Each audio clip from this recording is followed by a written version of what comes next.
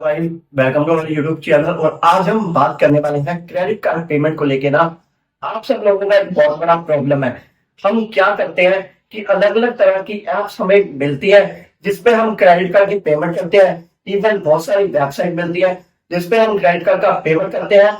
हमारा वो पेमेंट कभी कभी स्टक हो जाता है और कभी कभी हमारा वो पेमेंट इंस्टेंट क्रेडिट हो जाता है। तो इसके रिगार्डिंग मुझे बहुत सारे मैसेज डीएम में आ रहे थे कि आप इसके बारे में कुछ बताओ कि अगर हमारा पेमेंट स्टक हो जाए तो क्या करना चाहिए और क्या इसका आरबीआई की तरफ से गाइडलाइंस है। तो आज इसी के बारे में बात करने वाले हैं। अगर आप भी अलग अलग तरह की पेमेंट ऐप यूज करते हो या अलग अलग तरह के पोर्टल यूज करते हो ना, तो ये वीडियो आपके लिए बहुत ज्यादा इंपॉर्टेंट होने वाला है। तो चलिए चलते हैं हमारी वीडियो की तरफ। उससे पहले चैनल पे फर्स्ट टाइम विजिट कर रहे हो तो चैनल को सब्सक्राइब जरूर करना। एक्चुअली अगर मैं क्रेडिट कार्ड बिल पेमेंट्स की बात करूँ ना, तो हम बहुत से ट्रिक्स यूज करते हैं। इवन कुछ में हम अपने यूपीआई रुपए क्रेडिट कार्ड से पेमेंट करते हैं, कुछ में हम एसबीआई यूनिपे यूज करते हैं जिसमें हम अपने क्रेडिट कार्ड का पेमेंट करते हैं। और इसके अलावा बहुत सारी ऐसी वेबसाइट है बिल पेमेंट के अंदर रजिस्टर जिससे हम पेमेंट करते हैं। कभी कभी हमारा पेमेंट इंस्टेंट क्रेडिट हो जाता है तो बहुत खुश होते हैं। कभी कभी हमारे साथ क्या होता है कि हम पेमेंट करते हैं और हमारा वो पेमेंट हमारे कार्ड में क्रेडिट ही नहीं होता। बहुत से लोग तो मैंने ऐसे देखे हैं जिनका जो पेमेंट है वो 15-15, 20-20 दिन के बाद भी ना उनके कार्ड में क्रेडिट होता है ना ही अकाउंट में क्रेडिट होता है। और वो बार बार उस कंपनीज को मेल करते हैं, मैसेज करते हैं, तो कोई भी सोल्यूशन उनको नहीं मिलता।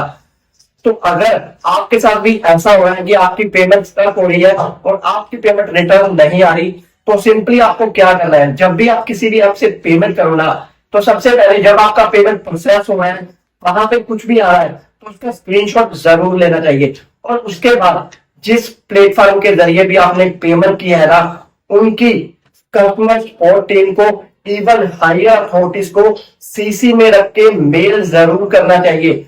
और आप आरबीआई को भी इस मेल में सीसी में ले सकते हो, बिकॉज उससे उन कंपनीज पे प्रेशर बिल्ड होता है कि ये बंदा आगे आरबीआई में भी जा सकता है। तो अगर आप ऐसा करोगे तो आपका पेमेंट मेरे हिसाब से विद इन 5 डेज रिटर्न आ जाएगा, जो आरबीआई की तरफ से गाइडलाइन। तो अगर आपके साथ भी ऐसा हो रहा है कि आप अपने क्रेडिट कार्ड का पेमेंट करते हो और आपका वो पेमेंट क्रेडिट ही नहीं होता, तो सिंपली आपको क्या करना है, सबसे पहले तो आपको रूल एंड रेगुलेशंस के बारे में पता होना चाहिए। यही आप इसको मेल के जरिए समझा सकते हो जिस कंपनी के जरिए आपने पेमेंट किया। मैं यहाँ पे बात करूं, आरबीआई का ये सर्कुलर है जो आप यहाँ पे देख सकते हो। यहाँ पे पॉइंट सेकंड में ए में लिखा हुआ है कार्ड टू कार्ड ट्रांसफर। अगर आप एक कार्ड टू कार्ड पेमेंट करते हो ना, तो आपका जो पेमेंट आपके कार्ड से डेबिट हो जाता है, तो इसका जो टैग है वो सिर्फ 1 डे का है। 1 डे के अंदर अंदर आपके कार्ड में वो पेमेंट क्रेडिट होना चाहिए, या रिटर्न होगा या आपके कार्ड में क्रेडिट। और अगर ऐसा नहीं होता तो आप सिंपली मेल कर सकते हो इस सर्कुलर को ऐड करके।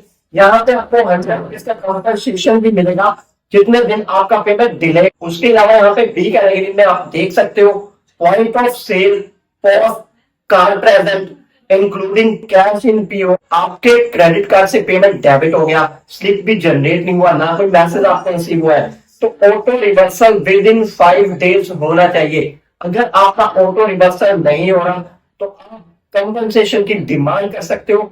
100 रुपीज जितने दिन लेट है उसके हिसाब से बैंक्स को आपको देने। तो कार्ड टू कार्ड पेमेंट के लिए ज्यादा से ज्यादा 5 दिन या 6 दिन का टाइम है। आपने जिस भी मर्चेंट पे पेमेंट किया होता है, आपको पता है कि आपने कहाँ पेमेंट किया है। आप अगर क्रेडिट कार्ड पेमेंट करते हो ना, तो आपको ये जो गाइडलाइन है ना अच्छे से पता होनी चाहिए, बिकॉज जितना टाइम लगेगा उतना आपका बेनिफिट है। तो अगर आपके साथ भी कभी ऐसा हुआ है ना कि आपका पेमेंट स्टक हो गया है, तो सिर्फ कार्ड टू कार्ड ट्रांसफर में सिर्फ 1 दिन का टाइम है।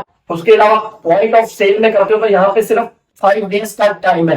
अगर इन दिनों में आपका पेमेंट रिटर्न आ जाए तो ठीक है, नहीं तो हायर अथॉरिटीज को मेल को। अगर 5 दिन से ज्यादा लगेगा तो उस पेमेंट कंपनी से कंपनसेशन की डिमांड कर सकते हो और वो आपको मना नहीं कर सकता। तो गाइस, अगर आपका भी पेमेंट स्टक हो गया ना, तो आप हायर अथॉरिटीज को मेल पहले दिन से करना स्टार्ट, तभी आपकी इस प्रॉब्लम का सोल्यूशन होगा। फिर भी प्रॉब्लम का सोल्यूशन ना हो तो 7 डेज के बाद आप डिस्प्यूट अरेज कर सकते हो, जिसमें 60 डेज का टाइम होता है और 60 डेज से पहले पहले आपका जो पेमेंट है वो आपके कार्ड में क्रेडिट हो जाता है।